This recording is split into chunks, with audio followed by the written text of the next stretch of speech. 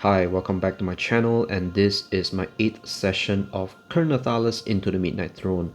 And today, before I begin the game, there's a little piece of news that I'd like to share. So I have actually just received my copy of Carnage and Ether. So this just arrived at my doorstep yesterday. I'm so excited, I can't wait to dive into it. The artwork looks fantastic, and there seems to be a lot of content contained inside here in this 200, maybe 250 pages. So, but for now, I am still barely scratching the surface of Nethalas. I'm just gonna be patient. I'm just gonna put this aside and properly focus on Nethalas at this point. And finally, I do have Salvage and Sorcery as well. This happens to be sitting on my shelf for a couple of weeks now. I've not read it yet and I can't wait. But for now, I think I want to give Nethalas the due attention that it needs. I want to properly dive into the heart of this game. I think there's a lot more to experience in terms of the gameplay, the feel of the game, the crunch, which I have been slowly savoring it session by session patiently. So for now, these two are going to be on my shelf while I dive and indulge into Nethalas. And once I feel more ready, perhaps I would go into the other two, or to do sessions in between where I feel a little bored and I want to switch things up a little bit. But for now, I'm really happy with Nethalas. I think there's so much more to explore, and I can't wait to really dive in deep into this game, because there's so much more that I have not really experienced yet in terms of the items, in terms of, you know, the overseers and the mechanics of the game. So right, let's dive right into this. So in my last session, Athena, who's a level 1 weapon master and Gravecaller with one skeleton, in fact two, one died. She has managed to do a camp, and she has managed to craft out some bandages, lamp oil, torches, repair armor, and so on. So that was more of trying to recover some health points, some toughness points perhaps, and to also experience how barricading and camping feels like. So in this session, Athena will continue to move up north to this door, which she has not yet tried to open or to test if it's trapped or not. So we are going to first do our door and trap checks for this door at this point. But before we go into that, I thought it would be great to review on the part on companions and minions, which I have also overlooked some points. So over here it says you can only have 3 maximum companions at a time, and if you have more than 3, you have to dismiss 1 to keep the number down to 3. And basically they attack and defend in the same way as your character does. They heal all their health once a room has been cleared. So I think at some point I forgot about this rule. So in fact my skeleton, which is now I believe which should be a 6 out of a 10 health, should have fully recovered. And also they are not affected by sanity rules. They also act in your turn in the order you wish them to. And also if there are any tests that requires a dodge, athletics, or acrobatics check during combat, then you will use your endurance skill, which is a 30 points for this skeleton. So just a quick recap on companions and minions, which is so useful. I think it's great to review from time to time the different segments and different parts, because there's so much mechanics going on in this game. There's so many things. It's impossible to remember every single thing at all times. So in fact, I have also overlooked one of the Gravecaller's passive skills, which is spending a standard action to sacrifice one of your undead minions, recovering D4 wounds or 1 sanity. So at one point, Athena has 3 skeletons, the one which has a broken sword that she abandoned in the octagon room. So I'm thinking of recovering the skeleton and to sacrifice it to recover 1 sanity point, because Athena is really low on her sanity points. It's in fact it's not 50%, it's at 50%. So I would bring her sanity up by sacrificing one of the undead to recover 1 sanity point to bring up from a 6 to a 7 out of 11 sanity points. So these are some of the housekeeping that I will want to do after reviewing some of the rules that I've forgotten.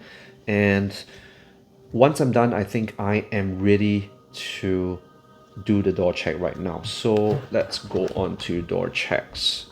First of all, I will need to roll my d20 to determine if it's locked or not.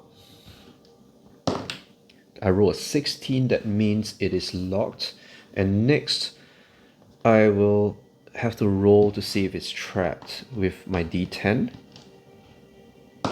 I roll 1, which means it is not trapped. Okay, so if it's not trapped, it means I can move through the door without any further checks, such as the traps checks and so on.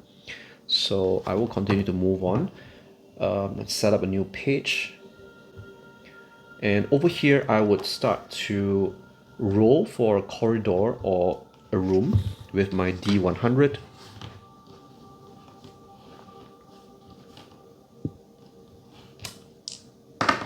So I roll 52, seems like a very familiar number. So 52 is this room right here. So it's a square looking room with 4 doors on each side of the wall, on each direction. So I'm gonna draw this room right now with a center pillar. Next, I'm gonna roll for a layer check. I'm at layer die on my D10 layer die, so I'm gonna roll for this. I roll a 10, so that's a pass. There's no downgrading of my die size yet, which can be pretty frustrating. But I have a rule of rolling 10 times. If I don't get a downgrade, I will automatically downgrade the layer die to 1 size. Yes, I will need to roll for tension on my d6. So I roll a 6, that's a pass. It's no concern. It's great. So I roll a 5 on my d20 for combat encounters. That means I do not have an encounter. Next, I'm gonna roll for an event since there's no combat encounter. Before that, perhaps I will also roll for my room description to see how the room is like.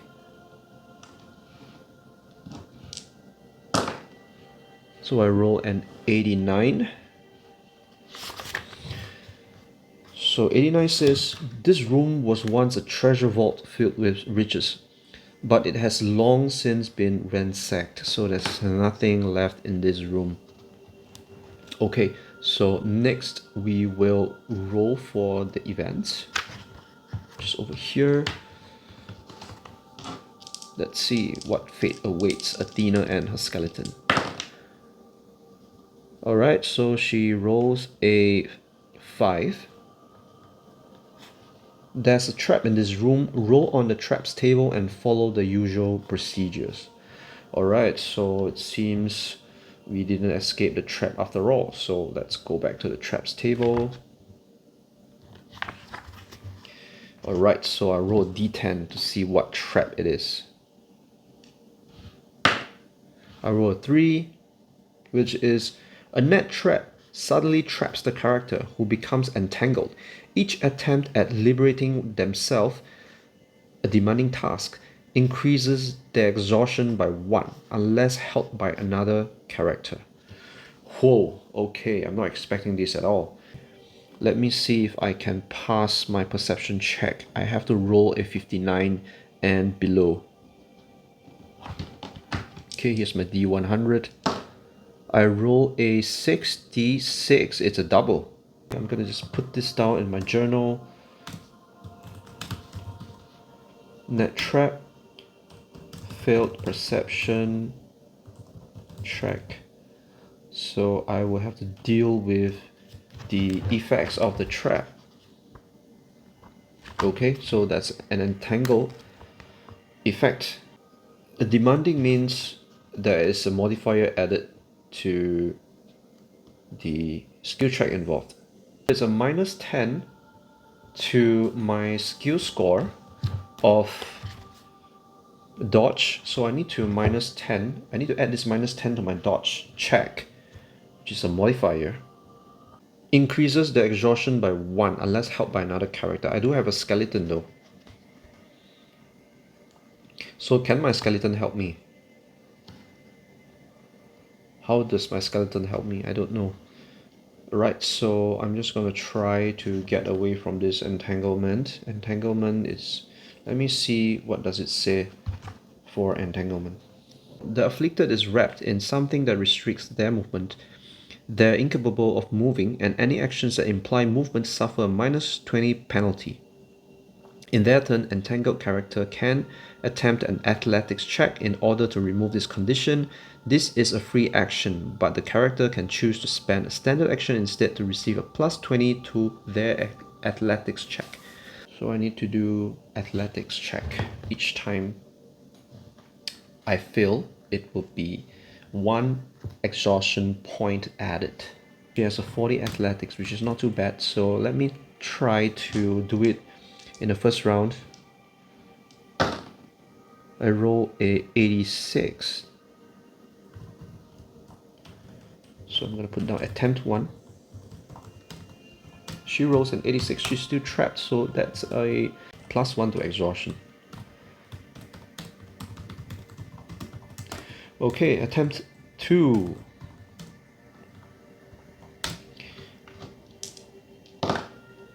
So 59. Obviously, we failed again. Oh my goodness, this is so bad. Roll again. I think I'm gonna just die of exhaustion trying to escape from this.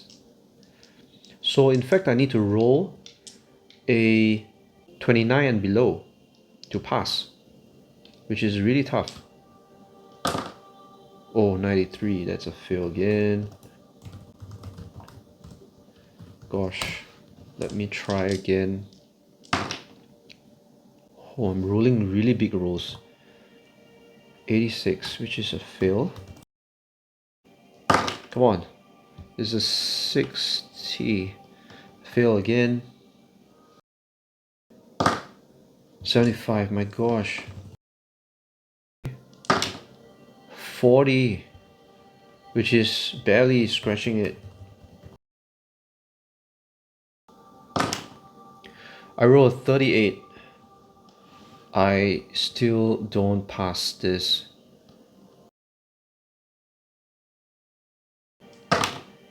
So 45, just a fail. Oh, I roll a 10. Okay, on the 11th attempt, I rolled a 10, which is a pass. And in the process, I have added 1, 2, 3, 4, 5, 6, 7, 8, 9, 10. I have added 10 exhaustion points. Exhaustion represents fatigue, exposure, hunger, injuries, and other physical factors which gradually wear a character down. If a character goes on too long without sleep or food, or undergoes strenuous physical activity without resting, they're going to start accruing exhaustion. So it's a point-based system. Excessive exhaustion points are cumulative and can be seen on exhaustion table. And you can reduce it through consuming a ration. That's a -1 to exhaustion. This can be done at any moment except during combat. Take a breather, which is a -2 exhaustion, which is sounds reasonable. Rest, which will be -10 exhaustion points. A desperate character can decide to eat raw cooking supplies, -1 exhaustion per 1 cooking supplies, but they must pass an endurance check or suffer 1 health damage. Okay, so there are various ways I can reduce this. And on the accumulated exhaustion table, it says 0 to 10, no effects, fine. But now I'm in this range of 11 to 15. You heal half of the amount of toughness from all sources. Okay, I guess it just makes recovery a little tougher. So I'm over here right now. I have to take note that anytime I recover toughness, it's divided by 2. So it's interesting that, every session that I play, it sort of focuses on one area, one particular aspect of the game. Like the last session, it was more camping, and this session was more on exhaustion.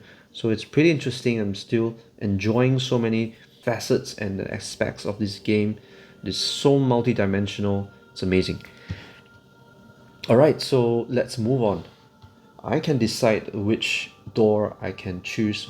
As usual, I will try to go up north again. So before that, let me put down some notes on the door. So this time round, I'm not going to make the same mistake again. I will have to roll for my Scavenge Check first before I roll on the scavenging table, which is something that I have omitted in my last games, which kind of makes it easier, but also faster in terms of progression. My Scavenge Check is at 20. I have to roll below 20 before I find an item. So am I going to change the rule? Am I going to just make my own rule that there's no Scavenge Check? Should I do that?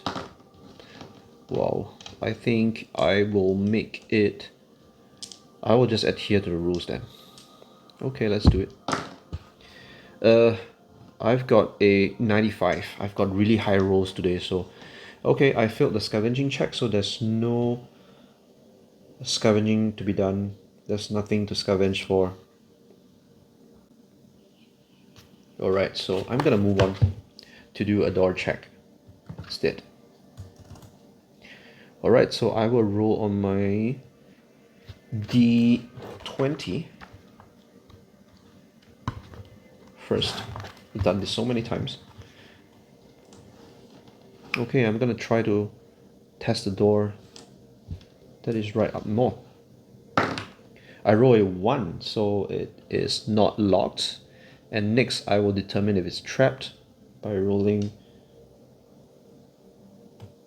a D10.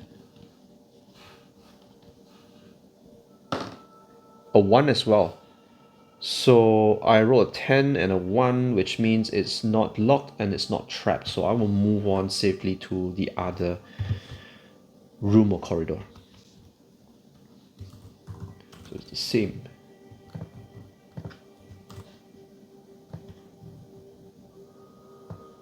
Okay, let's move on.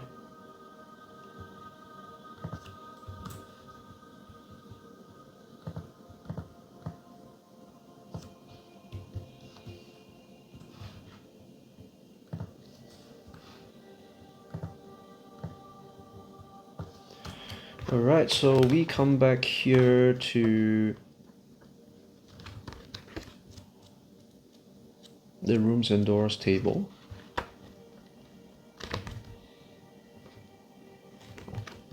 And I'm gonna roll a D100. I roll a 74, so that's a room.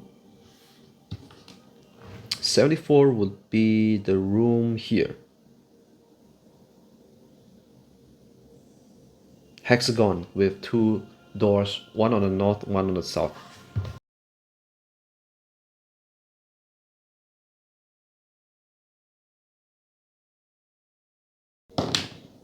A 17.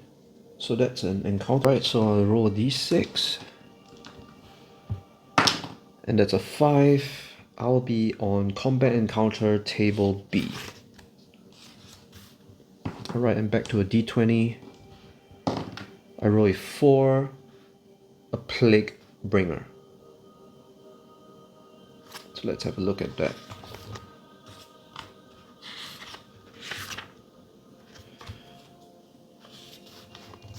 Okay, so it says here for Plaguebringer, this nightmarish monster spreads disease and decay wherever it roams. Its vile form is a grotesque amalgamation of rotting flesh and oozing pustules, exuding an obnoxious stench that permeates the air. Swarms of diseased insects breathe and buzz around its wretched body, drawn to the sickness that emanates from it. Its sharp, jagged claws are coated with a toxic venom that can erode flesh on contact and it can unleash a devastating cloud of virulent plague enveloping its foes in a sickening miasma that withers and consumes all it touches. Wow, reading this is so tough. It's an undead elemental, which there is an overseer effect on this.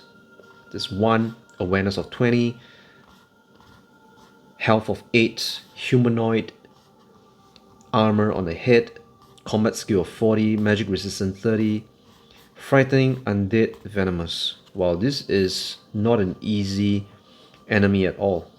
So frightening, what it means is that at the end of every round, I will need to do a resolve check. Otherwise, if I fail, I will suffer a -1 sanity. Undead, which means it is immune to necrotic and piercing damage. It is adverse to holy damage and bludgeoning damage. And venomous would mean that will be something new. Let me try to search for that. Venomous, when damaged this creature, you must pass an endurance check or receive the poisoned 1 condition. Okay. This makes it very tough. Endurance check. Venomous, I have to do a venomous check, otherwise I will suffer -1 poison damage, which accumulates with each round. If the Plaguebringer successfully hits me, I will have to do an endurance check or receive a poisoned condition. So this poison condition will be cumulative, it adds on. Right, so poisoned, right, so I think I am ready to begin. So I have to face my deepest, darkest fears, so this is quite a formidable enemy that I'm up against. So Athena will begin the opposed check for initiative. So in this case, I will skip the surprise check because I have a skeleton, so that doesn't help at all with surprise. There's a -1 for stealth if I have, for each follower that I have. So I'm gonna just roll on my D100. I roll a 31. So I'm gonna roll for awareness for the Plaguebringer. It rolls a 79, it's a fail. Athena will begin. Right, so let's begin round 1, turn 1. And let's roll for Athena. She rolls a 72, which is off. Let's see if this Plaguebringer managed to defend successfully. It rolls a 91, so the Plaguebringer successfully defends since both my character and the enemy has rolled above our respective skill scores. So I'm gonna roll on the defense table for the Plaguebringer.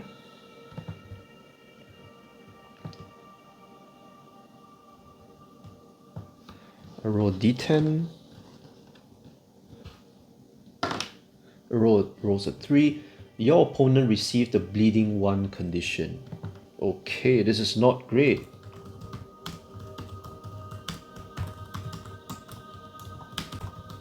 This is not good at all. So at some point this is gonna be hurting me.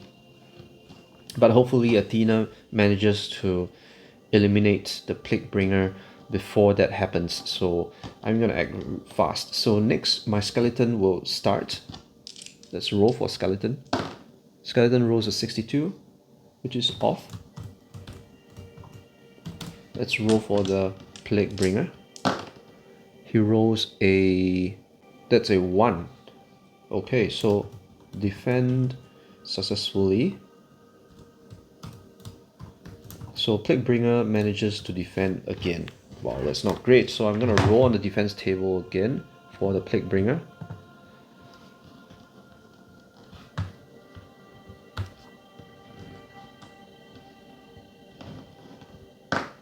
Rolls a 2.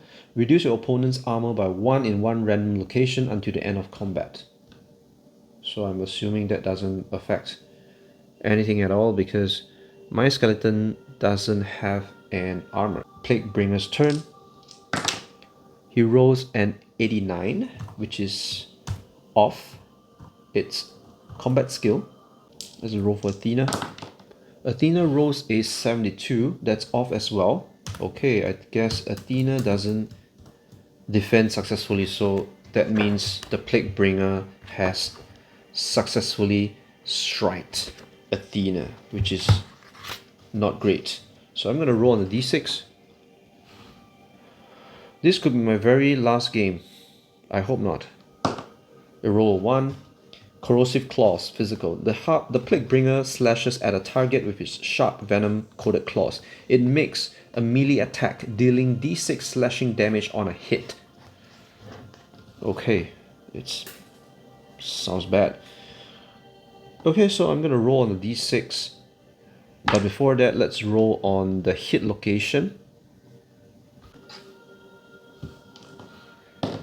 He rolls, oh my, he rolls a, for a moment I thought that was a critical, that was a weak spot. Fortunately, this is not a weak spot, that it has hit me. So it hits Athena's right leg. Let's see how much damage it causes. It rolls a 5, which is a 2 damage dealt to Athena.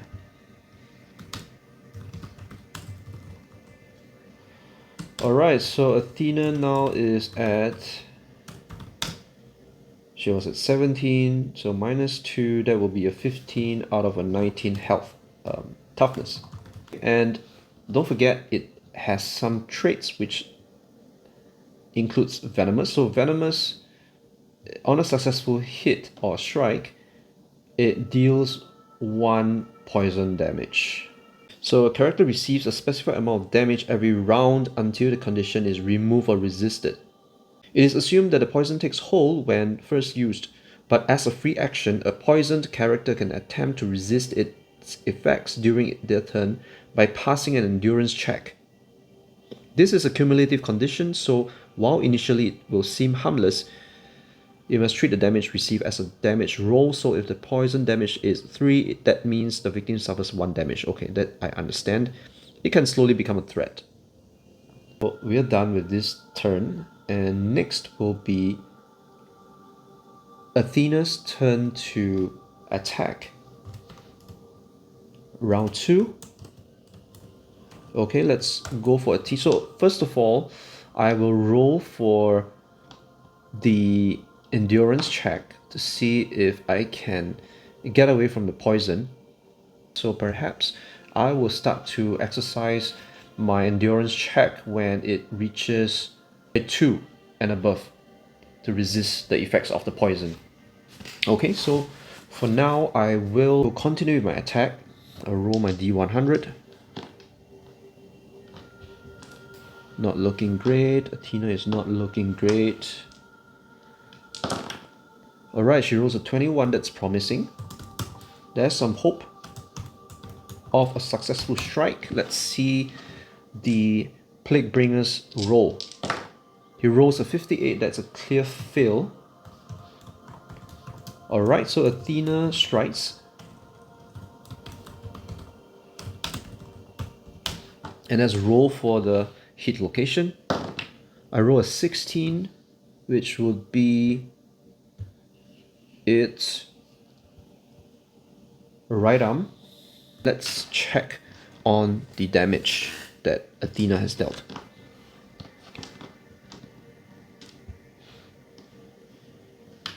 Where did my d6 go? Alright, it's here. It's a little dark.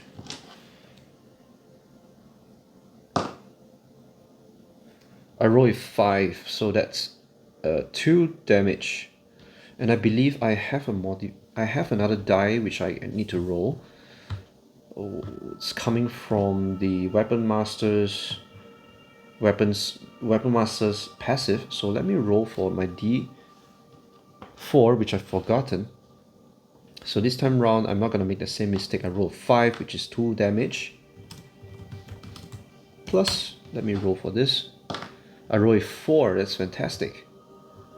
That's fantastic. So a 4 would be 1 damage. So that would be a 2 damage plus a 1 damage, which is equals to 3 damage in total. So in this case, the Plaguebringer 5 out of 8. Okay, now let's see what the skeleton can do. We roll a 59, not looking good. Next, we will roll for the Plaguebringer. He rolls a 61.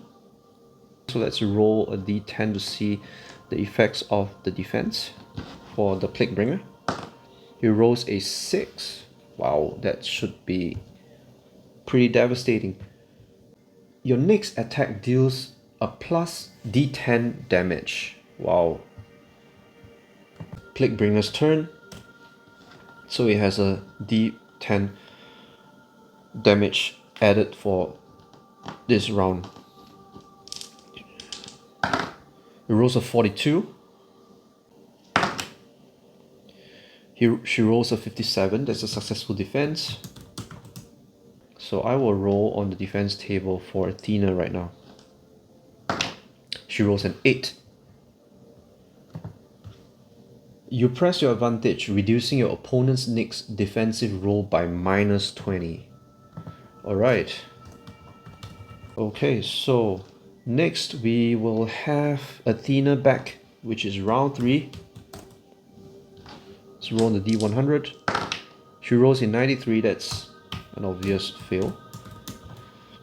For her check, let's roll for the Plaguebringer. It rolls a 34, but it has a minus 20 for defense roll. Athena would have successfully striked this Plaguebringer. Let's roll on the damage location. It rolls a 7, which would be its abdomen. Roll d6. A 5, which is 2 damage. Plus, I have a d4 for Athena as well. So let's roll on that. We roll a 1, which is a 0, that's fine. So that's a 2 damage dealt to the Plaguebringer. So it is 3 out of 8 health left. Okay, now let's move on to Skeleton's turn. So Skeleton rolls a 71. Let's see for the Plaguebringer. He rolls a 72. Wow. Successful defense by the Plaguebringer. Not bad. Let's roll on the defense table. Rolls a 2. Reduce your opponent's armor by 1 in one random location, so that's not valid. In my case, I would have rolled again, but I'm not gonna make it so tough for me for this encounter, so I'm just gonna let it slip. And let's see if we can survive, because I think it's pretty tough with so many conditions and so many traits that Athena is, and her skeleton is likely to suffer, so I'm just gonna give me a pass for this. Right, so next it would be the Plaguebringer's turn. That's a 94.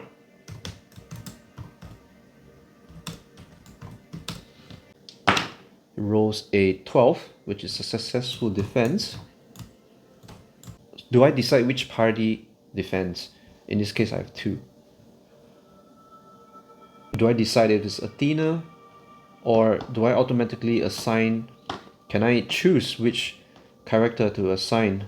In this case, I think she's the main character and the enemy goes automatically for the main character. So I'm just gonna keep it as that. Okay, so let's roll on the defense table. Let's roll d10. I roll a 10. Amazing. Your next attack doesn't suffer the usual minus 30 modifier when targeting a specific body part. I really need this, so alright, so I can target Skeleton can target weak spots without disadvantage, without modifier. Okay, so bear in mind for the Plaguebringer, unfortunately it has an armor of 1. So if I can get a hit of a 4 damage, that will kill the Plaguebringer. 4 damage to kill it. For weak spots, it would be a double. I will roll a d6 times 2.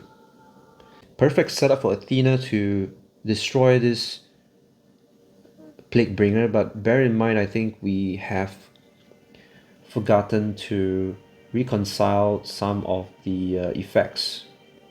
So she has bleeding 2.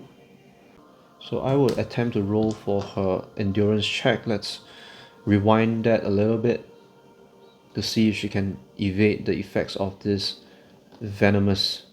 20 endurance, not looking great, so let's roll for that. She rolls a 11, so she successfully managed to evade the poison effect. Roll again for endurance to see if she can resist the poison. Poison will be at 3 as well. So let's roll. She needs to score a 19 and below. She scores a 44, which is a fail. So I have reconciled the effects earlier on, which I have not done so for poison as well as bleeding. So it has passed 3 rounds, and each round she takes in a cumulative point for bleeding. So at this point, after reconciling the bleeding condition and the poison condition, of which one of the rounds she manages to resist the poison, she is down to 13 out of 19 toughness. Okay, so round 3, Athena starts again. She rolls a 12, which is great. Looking very good. And let's see if there's a successful defense by the Plaguebringer. It rolls a 56, which is a fail. Which is great. So right now I have a chance to target its weak spot. So which I will do so. Which is his head, that has an armor of 1. So let's roll for the damage. I will roll my d6 twice. That's a 3.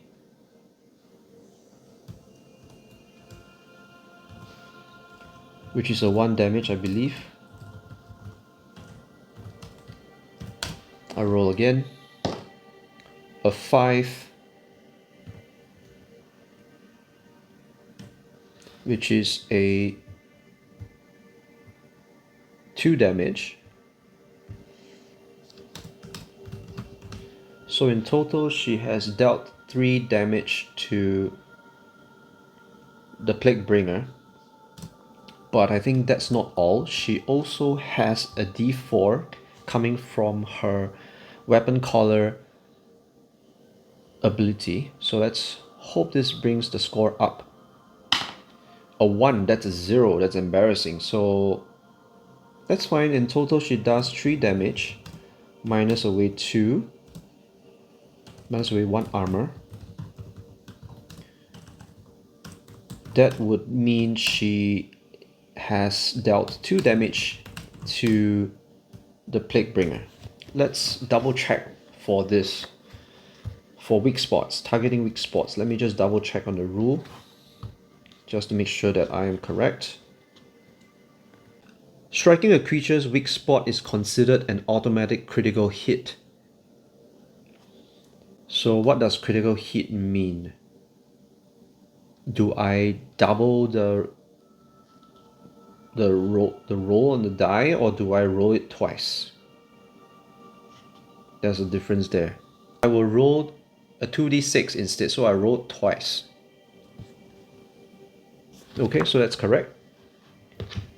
And in fact, there's a slashing damage that I have not reconciled here, which add one more point to damage, which I have not added in. There's so much to do, but it's really interesting.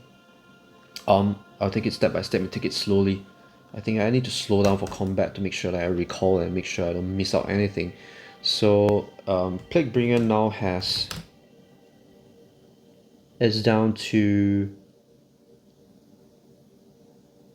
1 out of 8 health. Okay, so now it's the skeleton's turn. So hopefully by this turn we can reduce this Plaguebringer down to 0. Okay, skeleton, let's go. He rolls a 10. Let's see how does the Plaguebringer fares. It rolls a 35. Oh, that's a successful defense. Not so easy, huh? Alright, so let's roll on the defense table for the Plaguebringer. He rolls an 8. You press your advantage, reducing your opponent's next defensive roll by -20. So now it's the Plaguebringer's turn. Unfortunately, it's still causing a lot of damage, which is really scary. So he rolls a, what's this? He rolls a, I rolled 100. Is that even possible? So 100 means is it a critical? I think there's a critical. It rolls 100. So let's see what happens. It rolls 100. Let's just see what happens from there. It rolls a critical, so it automatically wins the confrontation. Unless I can roll a double as well. In any case, I roll 74, which is bad. Okay, that's bad news. Let me roll on a d6 to see what attack it does. It rolls a 3. Athena's demise is very near.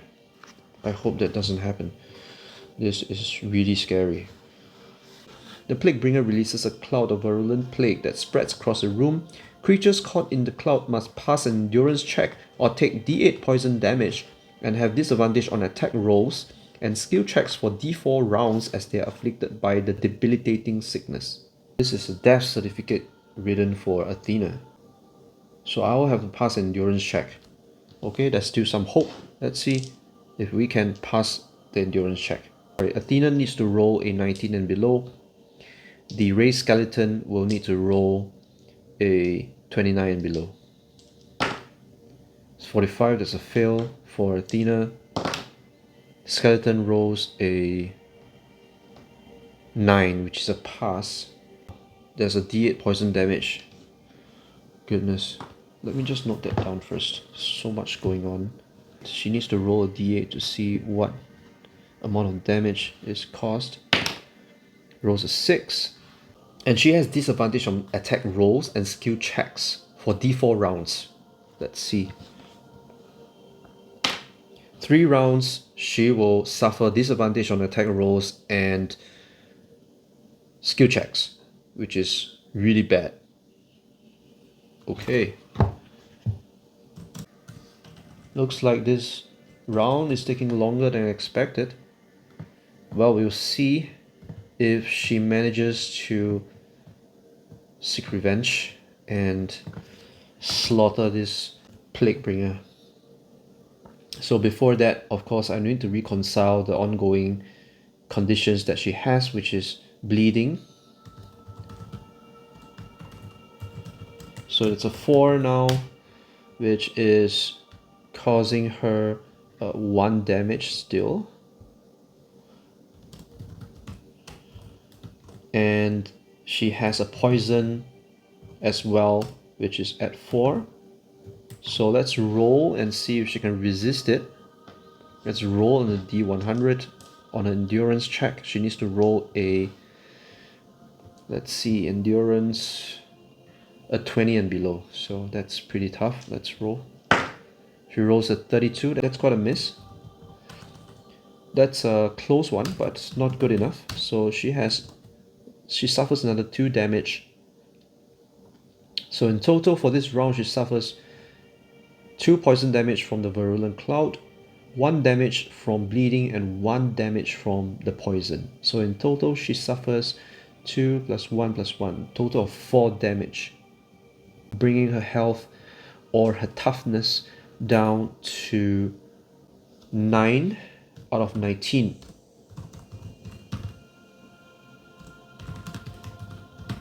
Okay, it seems like we're running out of space here. I am going to create more space for this combat table.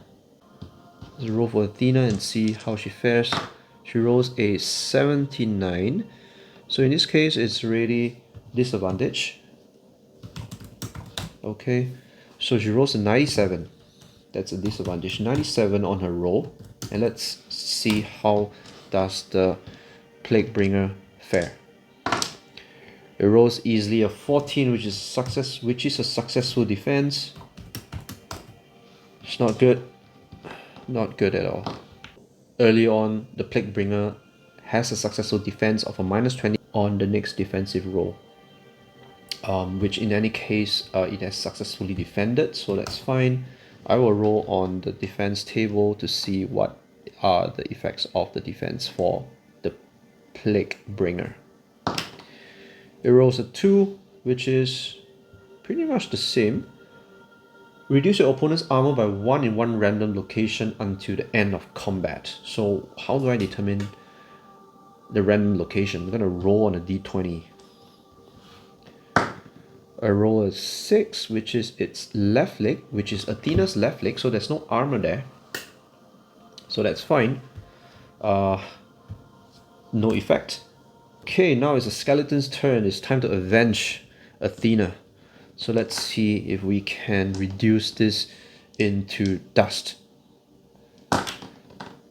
So roll 53 for the skeleton. Not looking too good. But let's see how will the Plaguebringer fare. It rolls a 24 easily. That's a successful defense. Oh my goodness, this is taking longer than expected. It's not so good. And I will roll for the d10 on the defense table. For the Plaguebringer, it rolls a 5.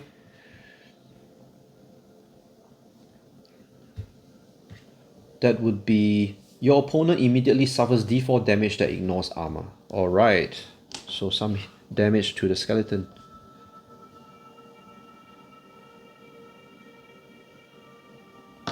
So that's a 1. That's a 0. I am now at the Plaguebringer's turn. It's time to strike again, which is looking very, very grim. He rolls a 43, which is past its combat skill. Let's roll for Athena's defense. She rolls a 5, so in this case, it's a disadvantage, so she rolls a 50. For Athena, is that a successful defense? Yes, I would think so, because they all both rolled above their combat skill scores, so the higher one will win. So despite that, is it right to conclude this? Disadvantage, let me recheck on disadvantage again. So in this case, the disadvantage causes Athena to successfully defend. So is that how it's supposed to be?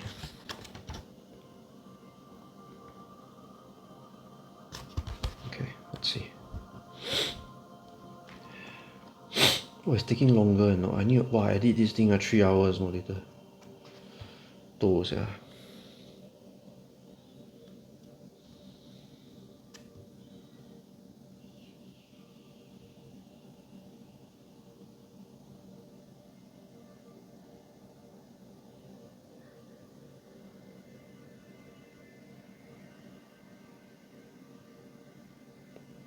Alright, so it says here for advantage and disadvantage, I would read it with the tens as the ones and the ones as the tens. So I am reading it correct. So in this case, Athena still successfully defends herself.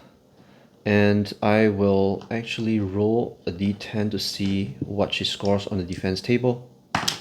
She scores a 2. I believe that would be reducing the armor by 1 in a random location. So let me roll on the d20.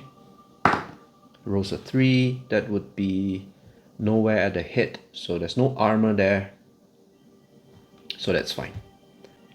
Right, and this would be her second round of disadvantage that she will go through. D8 poison damage, I've not reconciled this. So 1 from the Virulent Cloud, 1 from the Venomous effect. She has to take another endurance check to see if she resists that effect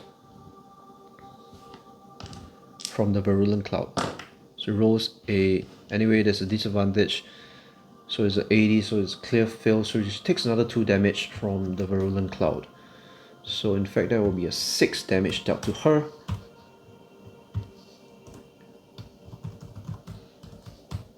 And so that brings her down 3 out of 19 toughness. Alright, so that's quite a lot to take for this round. It will be round 6. Athena's turn. So this will be a third turn for disadvantage. I'm not even wanting to look at that. It's a disaster. So she rolls a 66 actually. So if I were to flip it around, it's still a 66. That's amazing. So Athena, despite having a disadvantage for her rolls, she rolls a 66, which means to say if I flip the numbers around, she would still be at 66. Okay, which is a promising sign. And I'm going to roll for the Plaguebringer. And it is a 47, which is a fail. So that's a successful hit, which is great. And she will roll for the hit location rather. He rolls a 1.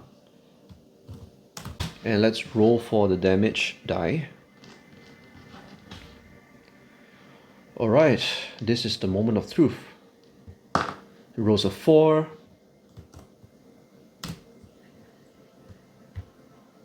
That would be 1 damage. Plus, okay, I think we are home run from here. Let me see, where's my d4?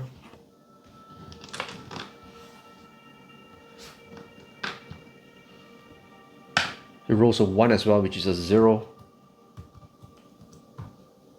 That equals to deals 1 damage to the Plaguebringer. So Plaguebringer right now would be death.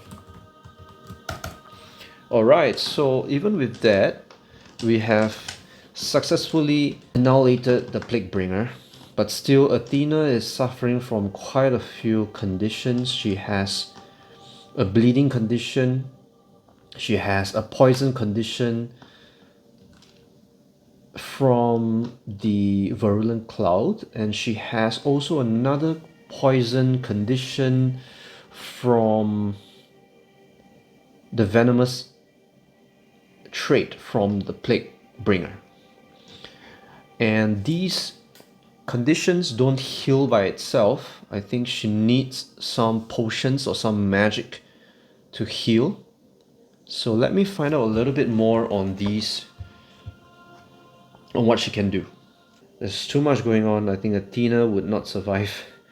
So let's give her a chance to live this time round. And we'll be more strict, I promise, in future. So let's see. Any damage that persists after combat, such as bleeding, burning or poison, deals 1 direct damage, no rolling on damage dealt table per room. So each time Athena travels from one room to the other, she will still take that 1 damage coming from these conditions that she has suffered. I can still try to pass the endurance check to resist the poison effects, which is just a short-term solution, so I'm looking for something more long-term, which I can heal from that. So I believe there should be some potions. I believe that will be an antidote, which I don't have.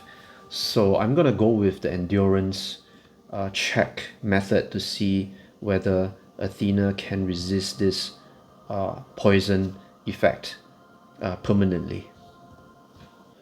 Every turn she suffers a that poison damage, not every round. So, wow, that's pretty brutal. We would give Athena another chance to roll for endurance to see if she resists.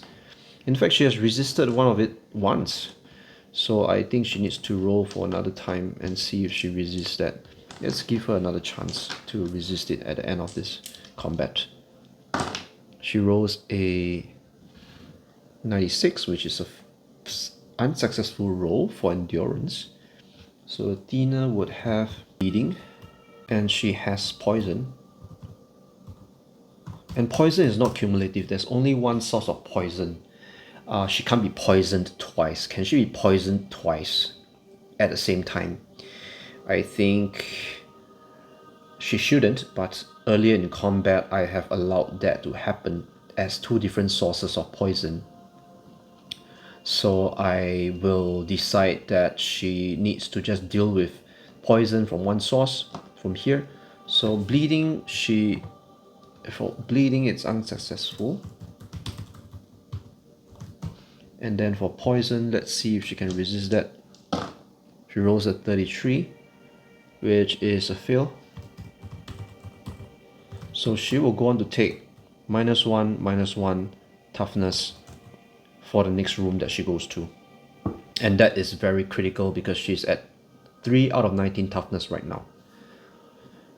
Okay, so end of the day, I think we need to roll for the spoils. Well, that has really a nightmarish effect on me. I think that has stuck to my mind how bad, how much damage it has caused Athena.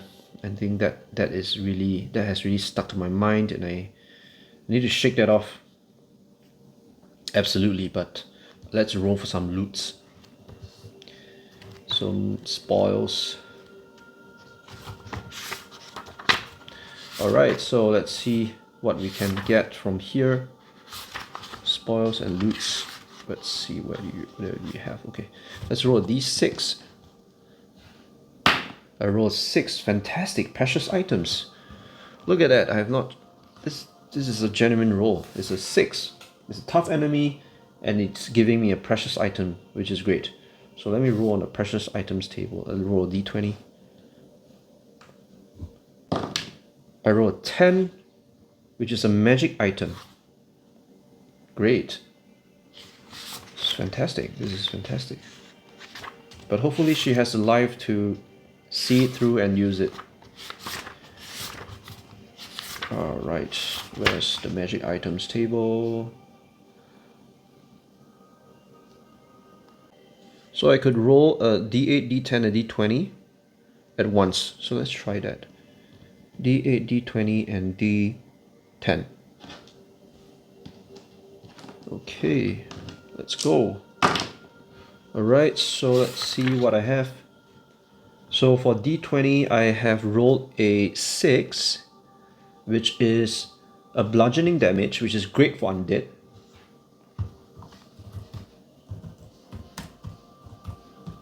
Next, I have the item, which is I rolled a 6, an amulet. Okay, so I can see what are the magic properties. I can roll a d20, I roll it twice. That's sweet.